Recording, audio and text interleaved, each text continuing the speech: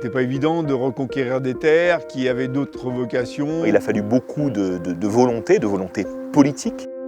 C'est une aventure, je ne sais pas si on va y arriver, mais depuis que je me suis lancé là-dedans, je me régale.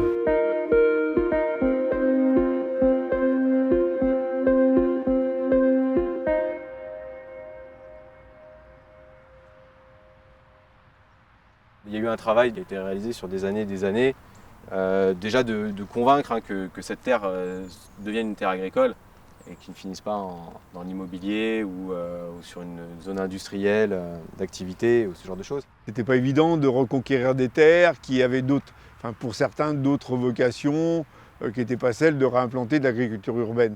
Mais c'était dans le projet de la ville qui était parti d'un écoquartier vers quelque chose de plus général, sur une ville un peu déjà résiliente, qui allait produire, qui avait fondé ses jardins familiaux. Donc c'était dans une volonté de pouvoir répondre aux besoins alimentaires de la population.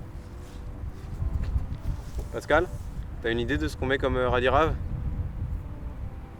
Il y a les daikons qui sont pas mal. On va prendre les plus gros.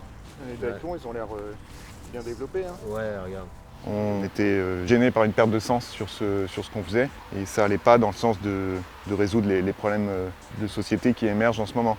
La bonne nourriture locale, c'est un fondement sur lequel il faut qu'on rétablisse parce qu'on l'a négligé ces dernières années.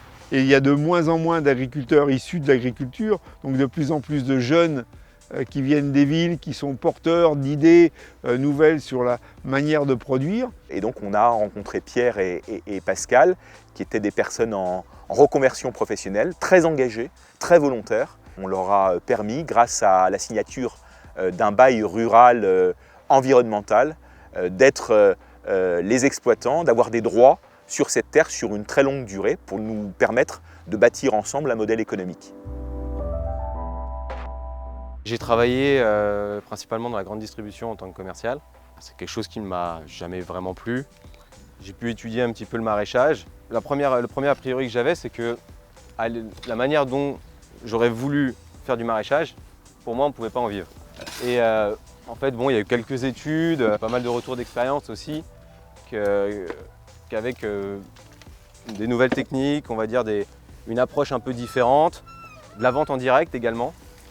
Le bio et la vente en direct, on peut en vivre correctement. C'est cette démarche qui m'a fait vraiment sauter le pas.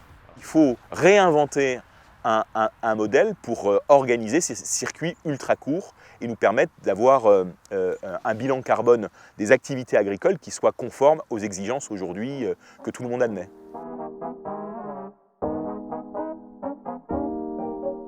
C'était important quand même de montrer dès la première année quand même quelques légumes qu'on a pu faire pousser. C'est un aperçu, un avant-goût pour nous connaître et potentiellement de s'engager aussi l'année prochaine sur une AMAP. Il y a les petites grenailles. Oui, voilà. À bientôt. À bientôt. Merci. Il est probable que ça fasse beaucoup de bien sur notre territoire. Il y a une forte attente des populations locales et il est probable que ça monte en charge dans les prochains mois et dans les prochaines années. La population s'est aperçue qu'à la fois pour sa qualité de vie directe, sa qualité de vie environnementale, puis le bien-être animal, fait qu'on soit de revoir les problématiques de production agricole. Nous avons pour projet de démultiplier en fait cette expérimentation.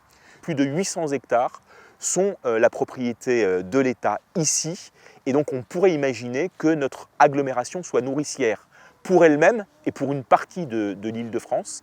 Il faut organiser en fait cette nouvelle filière pour relocaliser cette filière économique qui est l'agriculture urbaine.